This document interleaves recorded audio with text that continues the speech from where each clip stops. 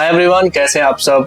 I hope कि बहुत अच्छे होंगे सारे लोग, और बहुत सारे लोगों ने रिफंड अप्लाई किया होगा, कोशिश की होगी रिफंड पाने की। तो आज हम ना रिफंड के ऊपर ही बात करेंगे। थोड़े बहुत चीजें समझ लेते हैं कि रिफंड क्यों फंसे हुए हैं और उसको निकालने का क्या क्या तरीका है। तो ये वीडियो थोड़ा टेक्निकल होगा, जो भी स्टेप्स मैं बताऊंगा उसको फॉलो कर लेना, और कुछ फॉर्मेट्स मैंने दिए हैं डिस्क्रिप्शन में, वो अपने हिसाब से कॉपी पेस्ट कर लेना। वो भी मैंने इसमें बोला है, किया हुआ है, खुद करके एक एक प्रोसेस, एक एक स्टेप चेक किया है, इस प्रोसेस बता रहा हूँ आप सबको। और ये वीडियो थोड़ा लेट इसलिए आई है क्योंकि इस वीडियो को सिर्फ इस तरीके से नहीं चाहता था कि एक नॉर्मल वीडियो की तरह हो, अपनी कहानी बताया जाए। और मैं इस वीडियो को इस तरीके से चाह रहा था ना कि एक्चुअल जो सोल्यूशन है रिफंड का, वो एक वीडियो में मिल सके आपको। चाहे आप रिफंड, चाहे आपने कल ही अप्लाई किया हुआ है और आपके साथ में 1-2 महीने, 3 महीने, 6 महीने या 1 साल में क्या होने वाला है वो आपको समझ में आ जाए। जो मोटिव है इस वीडियो का वो यही है कि वन स्टॉप सोल्यूशन मिले। और ये वीडियो को देखने के बाद में, इस प्रोसेस को फॉलो करने के बाद में, हो सकता है कुछ डाउट्स हो आपके, हो सकता है आपको कुछ चीजें ना समझ में आए, तो ईमेल आईडी दी गई है, उससे संपर्क कर सकते हैं। कोशिश करेंगे क्वेरी को रिजॉल्व करने की।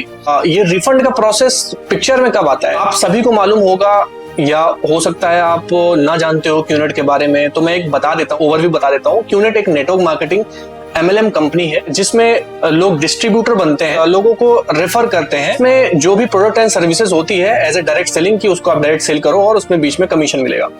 तो इसमें जो प्रोसेस है, चूंकि इसमें ये 10,000 20,000 का नेटवर्क मार्केटिंग नहीं है, ये लाख, 2 लाख, 2.5 लाख प्रोडक्ट्स हैं इसमें।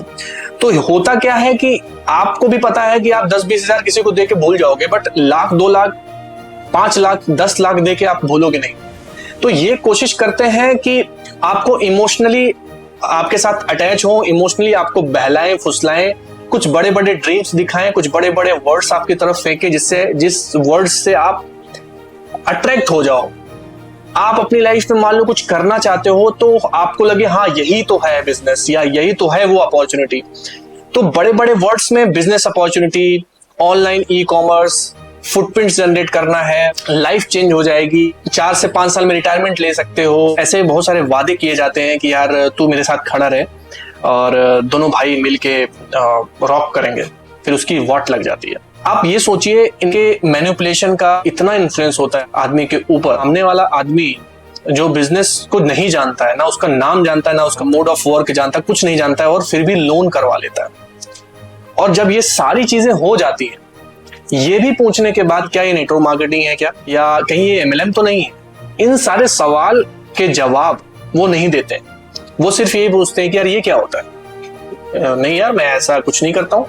नहीं यार, तुम्हें लगता है कि मैं इतना पढ़ाई लिखाई करके मैं ये काम करूंगा। सिंपली ये लगता है कि यार चलो जोड़ने वाला और MLM वगैरह नहीं है, चलो यार ठीक है, ये कह रहा है तो करते हैं। और अमूमन ये लोग वही लोग होते हैं जो बहुत खास होते हैं, जो बहुत करीबी होते हैं। या तो इनकी लाइफस्टाइल देख के आप इनसे पूछते हो कि भाई क्या कर रहे हो, या फिर ये आपको बताते हैं इस तरीके से हैं कि आपको लगता है कि ये बहुत बड़ा काम कर रहा है। मोस्टली ये लोग सोशल मीडिया का यूज करते हैं लोगों को इन्फ्लुएंस करने के लिए, लोगों को दिखाने के लिए, शो ऑफ करने के लिए मेरी लाइफ बहुत अच्छी हो गई है। और आप कंफ्यूज हो रहते हो और एक्साइटेड भी रहते हो, क्या चलो कुछ नया काम शुरू कर रहे हैं यार और मजा आएगा करके। बट जब आपको ट्रेनिंग्स पे ले जाया जाता है, जब आपका वेलकम होता है, जब वीडियोस दिए जाते हैं, जब बुक्स दी जाती हैं, तो आप यू गेट टू नो कि ये तो वही है, ये तो यार वही जुड़ने वाला बिजनेस है। चलो ये सब करने के बाद भी, बुक्स पढ़ लिया, नेटवर्क मार्केटिंग बहुत अच्छी होती है, ब्ला ब्ला ब्ला, बातों ही बातों में, वीडियोस आपने देख ली है कंपनी की, बट एट द लास्ट जब आता है लिस्ट बनाने की बारी, तो आपको 500 नाम लिखवाए जाते हैं, कैटेगरी में बांटा जाता है और उनको बोला जाता है कि आप इनको कॉल करो हॉट लिस्ट में। उन 4-5 लोगों को आपसे कॉल करवाई जाती है। तब आदमी को ये समझ में आता है कि यार इस चीज से मैं भाग रहा था, ये उसी में मैं फंस गया। तब आदमी को ये चीज समझ में आती है कि यार ये मेरे साथ फ्रॉड हो गया है, और आदमी तुरंत इमीडिएटली रिएक्ट करता है कि यार मुझे नहीं करना ये बिजनेस। सामने वाला जो जिसने आपसे झूठ बोला है, जो यूनिट स्कैम का डिस्ट्रीब्यूटर है, वो ट्रेनिंग्स में भी यही सीख रहा है कि इसी तरीके से बताना चाहिए। ट्रेनिंग्स में भी यही बताया जा रहा है कि आपको उस कंपनी का नाम नहीं बताना है, क्योंकि उसको सच नहीं पता चलेगा, वो फिर बाहर नेगेटिविटी देख लेगा। उसको गूगल हम करवाएंगे, गूगल में हम दिखाएंगे क्या क्या क्रेडिबिलिटी है। बट क्रेडिबिलिटी में क्या आप ये बताते हो कि नेटवर्क मार्केटिंग है? नहीं बताते। और जब हमें पता चलता है कि यार ये तो नेटवर्क मार्केटिंग है, तब हम मांगते हैं रिफंड। रिफंड कभी कभी दो चीजों में अटकता है। एक तो जो डिस्ट्रीब्यूटर अगर उसने वर्ल्ड पोर्टल से आपका अगर परचेज किया है तो वो 7 दिन का वैलिडिटी होता है रिफंड का, और अगर इंडियन पोर्टल से किया है तो उसका वैलिडिटी है 30 दिन का as per direct selling guideline. इसलिए कोशिश ये करते हैं कि ये 7 दिन वाला परचेज किया जाए, जिसमें सस्ता भी पड़ता है, इसमें 7 दिन सामने वाला रिफंड भी नहीं मांग सकता। परचेज के जस्ट बाद ही आपको जल्दीबाजी में एक एफिडेविट दिया जाता है साइन करने के लिए, जिसमें साफ साफ लिखा रहता है कि ये डायरेक्ट सेलिंग है, मल्टी लेवल मार्केटिंग है, और आपने सारी चीजें पढ़ ली हैं, समझ ली हैं, और आप तब ये बिजनेस करने के लिए आप तैयार हो रहे हो, और आप उस पर जल्दीबाजी में साइन कर देते हो, जबकि उसकी कॉपी भी नहीं लेते हो। आप ये समझिए कि एफिडेविट एक नॉर्मल पेपर नहीं है, उस पर आप या तो अंगूठा या तो साइन करते हो, सामने वाला आपको लीगली हैंडीकैप कर देगा। पैसों का ही रिफंड आप नहीं मांग पाओगे ये जानने के बाद कि ये मैं फंस गया हूं और मुझे इस चीज का रिफंड चाहिए। होता क्या है, लेटर पार्ट में जब सोची समझी साजिश होती है इस चीज में कि ये पहले से जानते हैं कि अगर आप कल के कंपनी का नाम जानोगे तो आप रिफंड मांगोगे, तो रिफंड से पहले वो एफिडेविट तैयार रहता है उनका। जैसे ही बोलते हो तो एफिडेविट दिखाते हैं कि देखो भाई आपने साइन किया हुआ है, आपको सब मालूम था, आप रिफंड नहीं अप्लाई कर सकते। आप ये बोलते हो कि भाई पैसे दे दो वरना मैं पुलिस के पास जाऊंगा, एफिडेविट दिखाया जाता है। भाई पैसे दे दो वरना मैं कोर्ट जाऊंगा, दिखाया जाता है आपको एफिडेविट। पैसे दे दो वरना घर में घुस के मारेंगे, एफिडेविट दिखाया जाता है कि भाई इसमें लिखा हुआ है कि आप थ्रेट नहीं कर सकते हो रिफंड पीरियड ओवर होने के बाद में, और कोई भी वीडियो अपलोड नहीं कर सकते हो वरना आपको 1 लाख रुपए मानहानि का कंपनसेशन देना होगा। जब आपको दिखा दिया था तो आप और डर जाते हो कि यार नहीं यार ये मैं एक चीज से बच रहा हूँ तो कहीं दूसरे में ना फंस जाऊं। इस चक्कर में आप क्या करते हो, आप पैनिक सिचुएशन में आप वीडियोस में किसी को ढूंढते हो कि कोई आपकी मदद कर सके। That's how you reach many people on YouTube, और आपको ये चीज समझ में आती है कि यार अब तो फ्रॉड हो गया। बट आप ये चीज समझिए कि जरूरी नहीं है कि यूट्यूब पे कोई भी जो भी बता रहा हो आपको वो लेजिट हो। तो ये चीज समझिए, उसके वीडियोस देखिए कि उसने काम किया भी है नहीं, और उसने कितना काम किया है, कितना एक्सपीरियंस है, और कितने लोगों का रिफंड हो चुका है, उसके कमेंट में पढ़िए।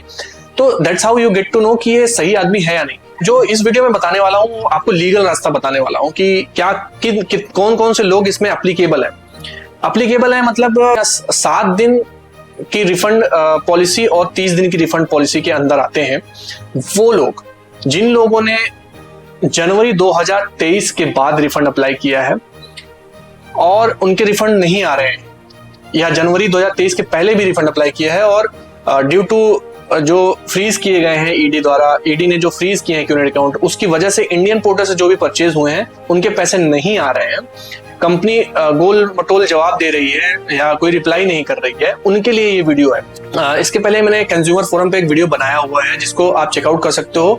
तो आप पहले स्टेप बाय स्टेप समझिए कि क्या जरूरत है। सबसे पहले अगर आप ई दाखिल पे केस करना चाहते हो तो सबसे पहला स्टेप ये है कि आप रिफंड अप्लाई करो with in a time period, उनसे फॉलो अप करो। लगभग 1 महीने या 45 दिन का टाइम होता है। अगर उतने में भी रिफंड नहीं मिल रहा आपको तब आप क्यूनेट की ग्रेवियांस सेल में कांटेक्ट करो। ग्रेवियांस सेल से भी अगर 30 डेज के अंदर रेजोल्यूशन नहीं मिल रहा है तब आप कंज्यूमर फोरम में जाओ। कंज्यूमर फोरम में अगर आपको 30 डेज या 45 डेज के अंदर रेजोल्यूशन नहीं मिल रहा है तब आप ई दाखिल पे आओगे। ई दाखिल क्या करता है, ये प्रॉपर कोर्ट होता है जहां पे प्रॉपर हियरिंग होती है। आप ऐसे कैसे भी केस नहीं कर सकते हो ये सोचो कि आप बस आपने रिफंड अप्लाई किया और आप दूसरे दिन ई दाखिल पे जाके केस कर दोगे, नहीं। ई दाखिल में जो भी केसेस होंगे, जो पेंडिंग केसेस होंगे या जो चल रहे होंगे, वो जाके कंज्यूमर अफेयर्स की वेबसाइट है उस पे शो करेगा। तो आप ये चीज समझिएगा कि ये केसेस फेक नहीं होने वाले हैं, इसमें आपकी आइडेंटिटी लगेगी। अगर आपको रिफंड लेट मिल रहा है तो आप उसका कंपनसेशन विद इंटरेस्ट मांग सकते हो। आपका जो मेंटल टॉर्चर हुआ है वो भी अप्लाई कर सकते हो, वो भी आपको मिलेगा, वो कंपनी लाइबल होगी देने के लिए। तो आपको ये चीज स्टेप बाय स्टेप समझनी है कि आपको करना क्या है। तो आप ये वीडियो को आप इंफॉर्मेशन की तरह लेना, स्टेप बाय स्टेप फॉलो करना और तब केस करना। कोई क्वेरी होती है रीच आउट टू मी। ये पहला वीडियो कंज्यूमर फोरम पे देख लेना। गूगल पे जाकर सर्च करेंगे ई दाखिल, edakhil.nic.in पे हम क्लिक करेंगे, पेज खुल के आएगा जिसमें इंटर वेबसाइट का ऑप्शन रहेगा। आपको उस ऑप्शन पर क्लिक करना है। ये पेज खुल के आएगा जहाँ पे आपको कई ऑप्शंस मिलेंगे। आपको कंज्यूमर ऑब्लिक एडवोकेट सेक्शन पर क्लिक करना है।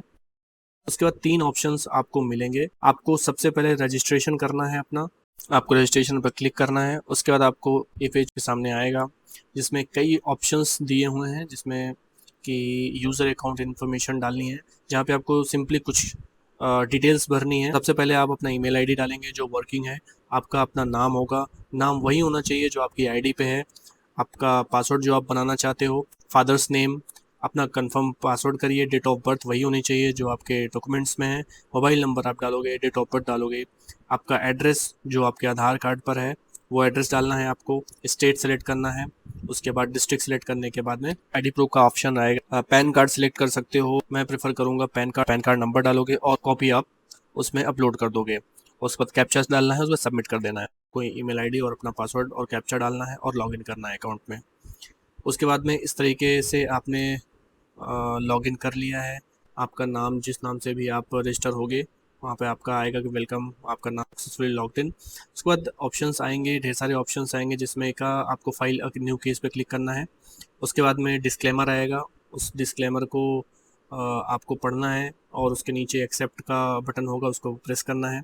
उसके बाद में कंज्यूमर केस सीसी का ऑप्शन एक होगा जहाँ पे फ्रेश केस फाइलिंग का ऑप्शन आएगा, जहाँ पे आपको सिंपली क्लिक करना है, आगे पेज ओपन हो जाएगा। आप कितने का क्लेम कर रहे हो, आप जो प्रोबेबली जितने का भी आपने परचेज़ किया, जितने का भी आप पैसा ट्रांसफ़र किया है उसका वर्ड्स में और नंबर्स में आपको लिखने हैं, और ये किस सिटी में हुआ है उसको भी लिखना है। उसके बाद में नीचे आप ऑप्शन देख रहे हो, बहुत सारे डिस्ट्रिक्ट कमीशन के ऑप्शंस आपको दिख रहे होंगे, जहाँ पे आपको ये सिंपली देखना है कितनी फ़ीस लगती है। तो अप टू 5 लाख आपकी कोई भी फ़ीस नहीं लगनी है। अगर 5 लाख से ऊपर का कोई क्लेम कर रहे हो तो आपको 200 रुपये की फ़ीस भरनी है। तो आप इस तरीके से केसेस आपके उस लेवल पर जाते हैं जहाँ पर आपका जितना बड़ा केस रहेगा उतना अपने हाई कमीशन पर, तो मोस्टली आपके जो भी केसेस होंगे 5 लाख 10 लाख के आसपास होंगे, तो वैसे ही फीस आपको प्रेफर करनी पड़ेगी। तो हम ऑप्शन जहाँ पे हम प्रिलिमिनरी अमाउंट में हम 2 लाख रुपए लेके चलते हैं। यहाँ पर आपको ध्यान देने की ज़रूरत ये है कि आपका जो इंसिडेंट हुआ है वो किस सिटी में किस स्टेट में हुआ है, वहाँ का आपको स्टेट और डिस्ट्रिक्ट सेलेक्ट करना है। मतलब अगर आप मान लो दिल्ली में हो तो आपको दिल्ली सेलेक्ट करना है, जहाँ पे भी जो सिटी है वो सेलेक्ट करनी है रिस्पेक्टिवली। उसके बाद जो भी ऑप्शंस आएंगे उसके बाद कंटिन्यू पे क्लिक करना है। ये ऐसा इंटरफेस खुल गया जहाँ पे आपको केस की डिटेल्स देनी है। उसके पहले आपको प्री डिटेल्स देखने को मिलेंगी, आप प्री डिटेल्स पर क्लिक करके देख सकते हो कि आपका बेसिकली केस रेफरेंस नंबर क्या है। आपका केस रेफरेंस नंबर जनरेट हो जाएगा, आपका जो क्लेम अमाउंट है वो शो करने लगेगा कि अगर आप 5 लाख से अंदर का केस कर रहे हो तो वो डिस्ट्रिक्ट कमीशन को डायरेक्टली चला जाएगा।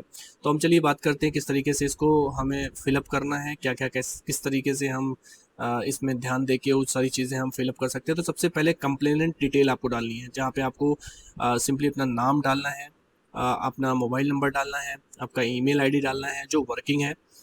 उसके बाद में आपको आप सीनियर सिटीज़न हैं नहीं है, विडो हैं, स्पेशली एबल्ड हैं, बेसिकली अपना फ़ोन नंबर डालते हैं, फिर एड्रेस डालना है। एड्रेस वही होना चाहिए जो आपके आधार कार्ड पे है। आपको स्टेट सेलेक्ट करना है, आप जहाँ के हो वहाँ का स्टेट सेलेक्ट करना है, डिस्ट्रिक्ट सेलेक्ट करना है और पिन कोड सेलेक्ट करना है।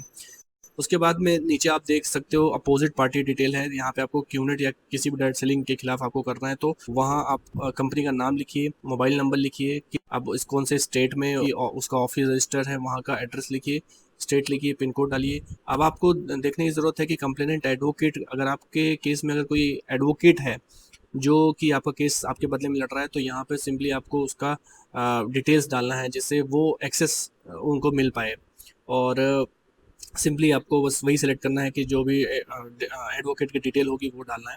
और नीचे आप देख रहे हो केस समरी मैंने डिस्क्रिप्शन में लिंक दिया हुआ है, वहाँ से डाउनलोड कर सकते हो, अपने हिसाब से उसको एडिट करके यहाँ पे अपलोड कर सकते हो, यहाँ पे कॉपी पेस्ट कर सकते हो। आगे चलते हैं, एडिशनल कंप्लेनेंट में ऑप्शन मिलता है कि अगर मान लीजिए एक से ज़्यादा कंप्लेनेंट हैं जो कि मिलकर कंप्लेन करना चाहते हैं, क्लिक करना है कि एडिशनल कंप्लेनेंट को यहाँ पर नाम, mobile number, address, email ID और ये जो नॉर्मल से डिटेल्स डालकर आप किसी को भी उसके साथ, अगर उनका कोई वकील है तो उनका भी डिटेल आप यहाँ पे क्लिक करके दे सकते हो। तो आपको देखना है कि अगर बहुत सारे लोग मिलकर कंप्लेन करना चाह रहे हैं तो यहाँ पर ये ऑप्शन आपको मिलेगा कि आप यहाँ पर कंप्लेनेंट का ऐड करके डाल सकते हो, कि अलग अलग केस करने से अच्छा है। यहाँ पे फ़ायदा ये है कि आप 2-3 लोग क्लब करके एक साथ कंप्लेन कर सकते हो, और ऐसे केसेस में बहुत ज़्यादा सुनवाई होने के चांसेस रहते हैं, क्योंकि अगर एक आदमी कंप्लेन कर रहा है, किसी एक की दिक्कत होगी, बट अगर कई लोग मिलकर किसी चीज़ के खिलाफ केस कर रहे हैं तो कोर्ट उसको प्रेफर करता है, जल्दी सुनवाई करता है, उसको जल्दी से जल्दी उस चीज़ को शॉर्ट आउट करने की कोशिश करता है। तो अगर आपके मल्टीपल जो कंप्लेनेंट हैं उनकी डिटेल आपके साथ में है तो यहाँ पर क्लिक करके आप अपलोड कर सकते हो और आगे बढ़ सकते हो। उसी के साथ साथ एडिशनल अपोजिट पार्टी भी है। अगर आप मान लीजिए क्यूनेट के खिलाफ या किसी भी डायरेक्ट सेलिंग के खिलाफ या किसी कंपनी के खिलाफ कर रहे हो, उसके साथ साथ आप किसी आदमी के खिलाफ करना चाहते हो, तो उसका भी नाम यहाँ पर आप उसका नाम, मोबाइल नंबर, ईमेल आईडी, ये सारी चीज़ें विद एड्रेस, ये सारी चीज़ें डालकर और आप यहाँ पर अपलोड कर सकते हो, अपडेट कर सकते हो। तो होगा क्या कि मान लीजिए आपका क्यूनेट के साथ में आपको कंपनी तो आपको रिफंड नहीं दे रही, उसके साथ कोई आदमी आपको दिक्कत कर रहा है तो उसके खिलाफ भी आप यहाँ पे केस फाइल कर सकते हो। तो आपको ध्यान ये रखना है कि केस कोई भी फर्जी नहीं होना चाहिए, वरना आपके खिलाफ भी कार्रवाई हो सकती है। तो आपको सिंपली ऐड करना है और ऐड पर क्लिक करके आप कितने भी अलग अलग मल्टीपल लोगों के खिलाफ भी यहाँ पर केस कर सकते हो। उसके बाद बात कर लेते हैं जो भी डॉक्यूमेंट्स आपको लगेंगे इसमें, उसकी सिंपली बात कर लेंगे। सबसे पहले डॉक्यूमेंट्स क्या क्या लगेंगे, तो डॉक्यूमेंट्स में सबसे पहला अपलोड करने के लिए है इंडेक्स। इंडेक्स में बेसिकली किसी भी बुक में स्टार्टिंग में हमें इंडेक्स दिया होता है, तो हमें किसी भी चैप्टर को ढूंढने में आसानी होती है। उसी तरीके से यहाँ पे आपको एक इंडेक्स बनाना है, जिससे जो ये फाइल है जो आप बना रहे हो, उसको जब कोई जज जो चीज़ें चाहिए किस पेज पर है, किस पेज नंबर पर है, तो वहाँ पे उसको पहुँचने में आसानी होगी। सिंपली इंडेक्स में आपको आप कौन से पेज पर क्या चीज़ें आपने अटैच करी हैं, सिर्फ और सिर्फ उसी चीज़ को आपको मेंशन करना है। यहाँ पे देख लेते हैं कि इंडेक्स के पहले ऊपर लिखा हुआ है कि before the district consumer dispute residual forum, और डिस्ट्रिक्ट कौन सा है वहाँ डिस्ट्रिक्ट का नाम लिखना है। देना है कि आपका मोस्टली जो होंगे वो डिस्ट्रिक्ट कंज्यूमर रेजिडेंशियल फोरम से ही हो जाएंगे। उसके नीचे आपको लिखा हुआ है कि इन द मैटर ऑफ, आपका अपना नाम लिखना है कि जो जिन्होंने कंप्लेन दर्ज करी है, जो कंप्लेनेंट है वो आप हैं, वर्सेस आपको अपोजिट पार्टी का नाम लिखना है, कंपनी का नाम लिखना है, जितने भी अपोजिट लोग हैं उनका नाम लिखना है। अगर यहाँ पे मल्टीपल कंप्लेनेंट हैं तो मल्टीपल कंप्लेनेंट का नाम भी यहाँ पे लिखे जाएंगे एक साथ, और वर्सेस के बाद में जितने भी अपोजिट पार्टीज़ हैं उनके सबके नाम लिखे जाएंगे। अगर कोई एक कंप्लेनेंट है या एक कंप्लेनेंट है वर्सेस एक कंपनी है, तो यहाँ पे सिंपली एक कंप्लेनेंट का नाम और एक अपोजिट पार्टी का नाम। तो अभी मैं फॉर एग्जांपल ले लेता हूँ, मैं अगर कंप्लेनेंट हूँ तो यहाँ पे मेरा नाम रहेगा, और अगर मैं क्यूनेट के खिलाफ कर रहा हूँ तो वर्सेस में क्यूनेट का बिहान डायरेक्ट सेलिंग का नाम रहेगा यहाँ पे अपोजिट पार्टी में।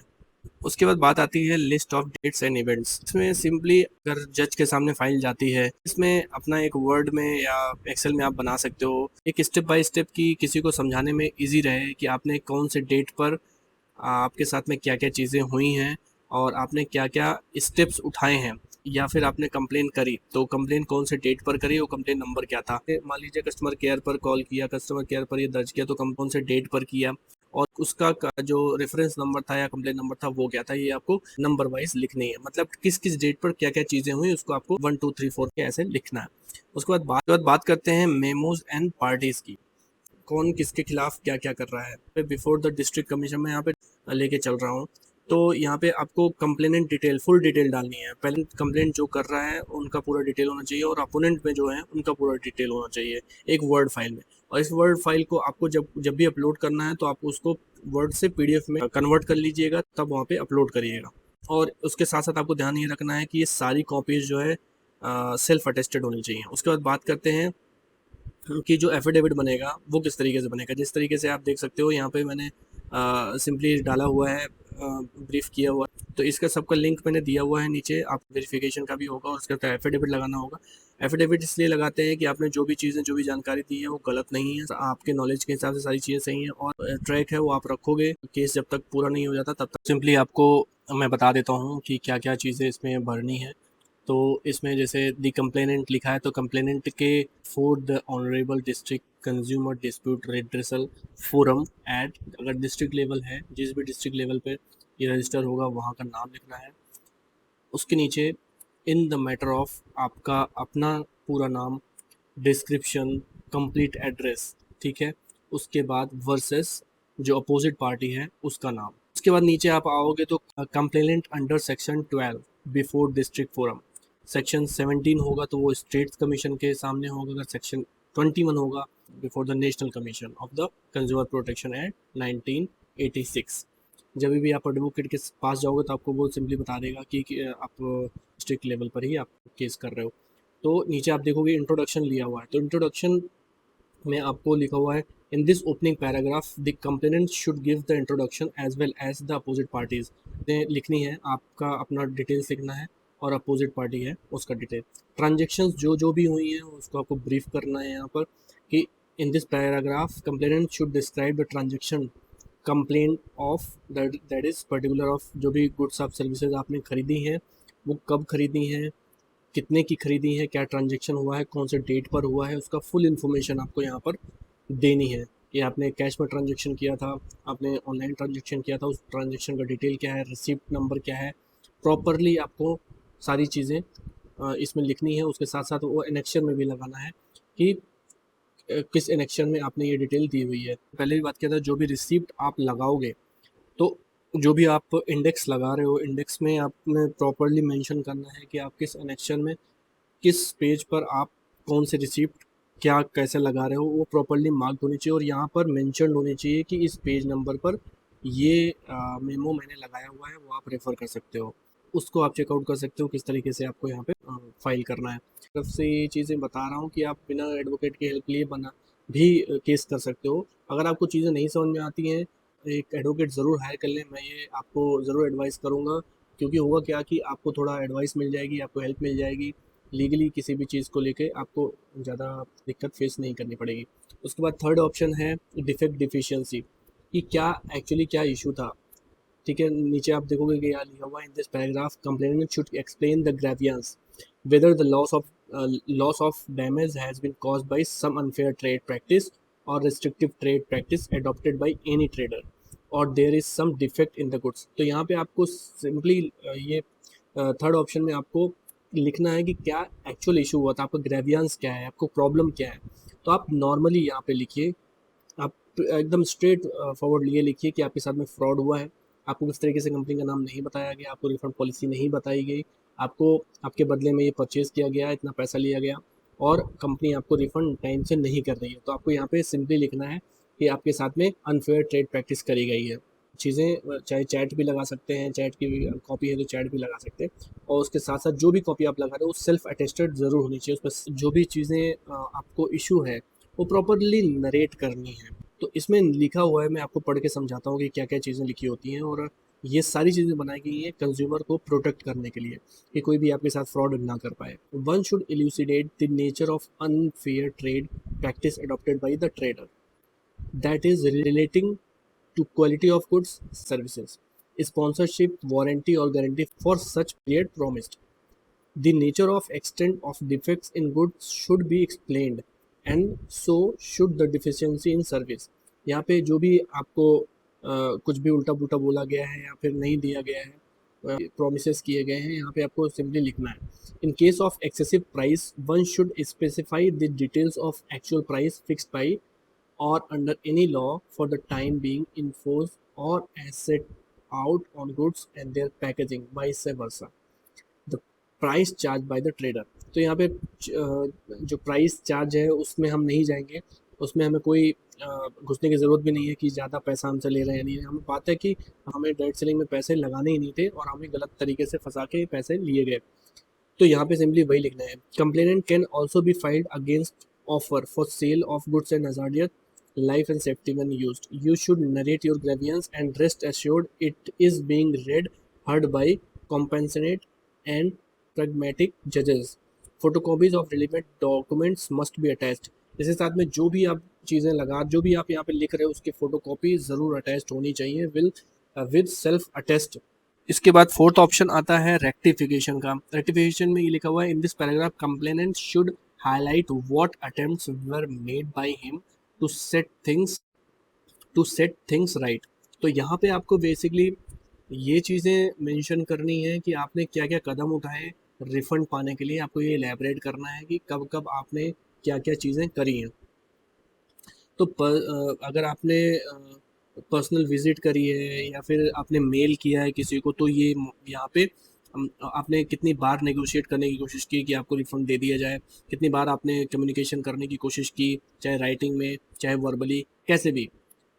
अगर आपने कोई लीगल नोटिस दिया है, अगर उन्होंने आपको लीगल नोटिस दिया है तो यहाँ पे प्रॉपर बताना है, चीज़ें समझानी है कि किस तरीके से अगर आपने कोई कोर्ट में केस किया है, क्रिमिनल कोर्ट में केस किया है, ऑनलाइन कोई भी तरीके का कहीं पे भी केस किया है और उसके क्या स्टेजेस हैं और वो कहाँ तक पहुँचा, उसकी प्रोसीडिंग्स क्या रही हैं और उसके कोई आउटकम अगर निकला है, उससे किसी ने किसी को कुछ भी बोला है या उससे कुछ भी एक आउटकम निकला है तो उसको यहाँ पे प्रॉपरली ब्रीफ करना है, वहाँ पे बताना है अपने अपनी तरफ से क्या क्या चीज़ें करी हैं और आपको जो है क्या दिक्कतों का सामना करना पड़ा है वो यहाँ पे आपको मेंशन करनी है। तो यहाँ पे लिखा हुआ है सिंपली पर्सनल विजिट्स और negotiations communication writing if any whether any legal notice was got served or whether he has approached any other agency for redressal like MRTB Commission, Civil Criminal Court, competent jurisdiction, the stage of proceedings and its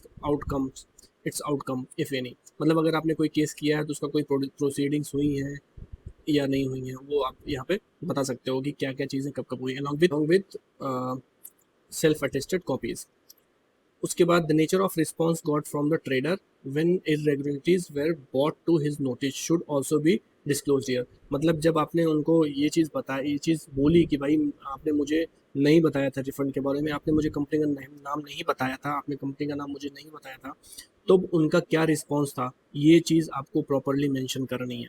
fifth option पर आते हैं other provisions. In this paragraph reference may be made to any other law or rules or regulations of particular proceedings which is applicable to the case or which has been violated by the trader and consumers right under the same. There are incidental statutory obligations which traders must fulfill and in case of their failure to do so, so the case in time and forum would take cognizance which problem हुई है, mental harassment हुआ है, वो चीज़ भी आप यहाँ mention कर सकते हो किस तरीके से आपको फेस करना पड़ा कि आप ट्रेवल करते थे, कहीं आप जा रहे थे, कहीं आप गए थे तो वहाँ पे आपको क्या प्रॉब्लम्स हुई थी वो आप यहाँ पे डाल सकते हो। एविडेंस में आपको क्या क्या डालना है वो मैं आपको बता देता हूँ। In this paragraph complainant should give details of documents and और witnesses he will rely upon substantiation his case. The document attached as annexure as stated above may be incorporated in the proper list and list of witnesses may be filed similarly attested as true copy। यहाँ पर simply आपको कुछ करना नहीं है, आपको बस सिर्फ इतना करना है कि जो भी एविडेंसेस आपके पास में है कि आपने कब उनको पैसे ट्रांसफ़र करे, आपका कौन से दिन पे परचेज हुआ, आपको किस दिन पता चला तो आपने क्या मैसेज किया, आपने क्या वो मैसेज किया, क्या आपने उनको बोला, उनका क्या रिप्लाई था, आपने रिफ़ंड कब अप्लाई किया, कंपनी से आपको क्या क्या रिप्लाईज आए, ग्रेवियांस सेल में आपने कंप्लेन की तो आपको क्या रिप्लाई आए, आपने कंज्यूमर फोरम में केस किया तब आपको क्या रिप्लाई है। तो आपको यहाँ पे चीज़ें लिखनी है जिससे जो सामने वाली कंपनी है, जो सामने अपोजिट पार्टी है, उसके खिलाफ आपके पास में क्या सबूत है। ज्यूरिडिक्शन सातवें ऑप्शन पे आता है jurisdiction. In this paragraph complainant should liquidate the claim in the complainant that is up to 20 lakh. पता होना चाहिए कि आप कहाँ कर रहे हो केस और कितने कितने रुपए तक का केस है तो आप कहाँ कर रहे हो। तो जैसे मैंने आपको बताया कि अगर आप अपने का कहाँ तक है तो आपका केस कहाँ पे होगा, तो आप अप टू 5 लाख तक है केस तो आपको डिस्ट्रिक्ट लेवल पर केस करना है। ठीक है। Limitation that the present complaint is being filed within the period prescribed under section 24A of the act। मतलब कि आपको कितने दिन के अंदर ये कंप्लेन फाइल करनी है उसका एक लिमिटेशन। अगर उससे ज़्यादा दिन हो जाते हैं तो आपको डिले कॉन्डोन का एक मेल लिखना होगा या फिर रिटर्न में एक लिखना होगा कि आपकी तरफ से ये अपना हेल्थ का रीज़न लिख सकते हो या कुछ भी आप स्टक हो गए थे, कुछ इशू हो गया था, उसका रीज़न आप सिंपली लिख के यहाँ पे डाल सकते हो। उसके बाद बात आती है रिलीफ क्लेम्ड। 9th ऑप्शन है relief claimed. In this paragraph complainant should describe the nature of relief he wants to claim, that is for removal of defects in goods or deficiency in service, replacement with new goods, return of the price or charges etc paid and the compensations on account of financial loss or occasioned by negligence of the opposite party, how you have calculated the amount of compensation claim। आपको क्या relief चाहिए, आप simply brief करिए कि आपको refund नहीं मिला है आपको कितने दिन से रिफंड नहीं मिला है, और आपको मेंटल हेरेसमेंट क्या हुआ है, आपने कितना इंटरेस्ट पे किया है बैंक को, आपने ईएमआईज भरी है इतने दिनों तक तो आपको कितना इंटरेस्ट देना पड़ा एक्स्ट्रा, मेंटल हेरेसमेंट हुई, वो प्रॉपर कैलकुलेशन भी आपको इसमें लिखनी है कि आप जो क्लेम कर रहे हैं अमाउंट को वो किस तरीके से जस्टिफाई आप कर रहे हो, उस चीज़ को यहाँ पे ज़रूर लिखना हो। ये ज़रूरी है लिखना, इसलिए क्योंकि आपका मेंटल टॉर्चर भी हुआ है, आपको प्रॉब्लम भी फेस करनी पड़ी है, तो वो उस चीज़ को ज़रूर मेंशन करें और अपना हक लें एज ए कंज्यूमर। उसके बाद 10वां ऑप्शन आता है prayer clause. It is there for most respectful prayed that this honourable forum commission may kindly be please to details of relief which complainant, जैसे कि आपको रिलीफ चाहिए, मान लीजिए आपको सिर्फ रिफंड चाहिए तो आप यहाँ पे रिफंड के लिए लिख सकते हो कि please to take action to get my refund done from the company और गेट द कंपनसेशन डन, या जो मेंटल हेरेसमेंट हुई यहाँ पे प्रॉपर लिखनी है कि आप क्या रिलीफ चाहते हो कोर्ट से। आप प्लेस सिंपली अपना प्लेस डालोगे, डेट डालोगे और कंप्लेनेंट का यहाँ पे कंप्लेनेंट का यहाँ पे साइन हो जाएगा। अगर आपका कोई एडवोकेट है उसके थ्रू यहाँ पे हो रहा है तो वहाँ नीचे एडवोकेट का नाम होगा। ठीक है, पेज पे वेरिफिकेशन का ऑप्शन रहेगा जिसमें आपको सिंपली कुछ नहीं करना है, आपको बस आई के बाद अपना नाम लिखना है, detail and the complainant have above name do here by. आपको सिर्फ वेरिफिकेशन करना है कि जो भी आपने डॉक्यूमेंट्स सारी चीज़ें दी हुई हैं वो आपके हिसाब से सही है, सच है। यहाँ पे सिर्फ वही वेरिफिकेशन करना है। वेरीफाइड दिस है उस डेट का 25th डे ऑफ मार्च और 2024 एट किस जगह पे, तो और कंप्लेनेंट की जगह पे आपकी अपनी साइन करनी है। बात आती है एफिडेविट की। एफिडेविट बेसिकली इसलिए है कि आपने जो भी चीज़ें लिखी हुई हैं, जो भी चीज़ें हैं वो चीज़ें सही हैं या नहीं, आपको ये चीज़ के बारे में आपको एफिडेविट बनवाना है। तो एफिडेविट का यहाँ पे मैं स्ट्रक्चर दे देता हूँ, आपको सिर्फ और सिर्फ अपने नोटरी पे जाके आपको एफिडेविट बनवाना है। तो यहाँ पे सिर्फ ऊपर लिखना है कि बिफोर द ऑनरेबल, डिस्ट्रिक्ट कर रहे हो डिस्ट्रिक्ट, तो डिस्ट्रिक्ट का, स्टेट का या नेशनल का जो भी कर रहे हो, और वहाँ आपको कंप्लेन नंबर डालनी है, किस सन का है, किस ईयर का है, इन द मैटर ऑफ आपका डिटेल रहेगा, और नीचे वर्सेस जो अपोजिट पार्टी। एफिडेविट ये है कि एफिडेविट ऑफ आपका नाम रहेगा, सन ऑफ श्री, जो भी आपके फादर का नाम मदर का नाम रहेगा, अगर लड़की है तो डॉटर ऑफ श्री, एज्ड आपका ईयर डालने की ज़रूरत वैसे नहीं है, चाहो तो आप डाल सकते हो, नहीं भी, रेसिडेंट ऑफ आपका जो भी पता है वो डालना है। I the above named deponent do hereby solemnly affirm the declaration as under, ये सारी चीज डिटेल डाल के डिपेंडेंट पे आपको साइन करनी है। वेरिफिकेशन मैंने अभी आपको है कि आपको एक्नॉलेज करना है सारी चीज़ें कि आपने जो भी लिखा है, जो भी आपने प्रोवाइड किया है वो सच है, और वेरीफाइड दिस डेट आपको वहाँ पे सिग्नेचर करना है। फ्रेंड्स, एक चीज़ का आपको ध्यान रखना है, आपको फॉलोअप करने हैं, बेसिकली बहुत ही ध्यान से फॉलोअप करने हैं, और फॉलोअप में आपको कुछ चीज़ों का ध्यान रखना है। जब आप फिलअप कर रहे हो तो वहाँ पे आप लिखना कि आपके साथ में आपको जो मेंटल हेरेसमेंट हुआ है, जो आपका कंपनसेशन बनता है, उसका भी आपको डिटेल ज़रूर डालना है।